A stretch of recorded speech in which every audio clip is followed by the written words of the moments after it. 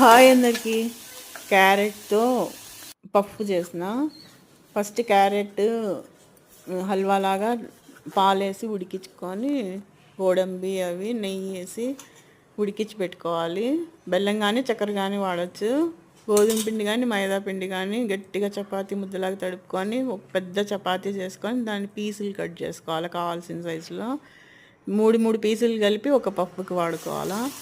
అవి మధ్యలో స్టఫ్ పెట్టేసి మూడు పీసులు ఒకదాని మీద ఒకటేసి మధ్యలో స్టఫ్ పెట్టి ఫోల్డ్ చేసి వేళ్ళతో అంచులన్నీ అట్లా నొక్కి పెడితే బయటికి రాకుండా ఉంటుంది. తర్వాత డీప్ ఫ్రై చేసేసుకుంటే స్వీట్ రెడీ. నచ్చితే లైక్ చేయండి, షేర్ చేయండి, సబ్స్క్రైబ్ చేయండి. Thanks for watching. బాయ్.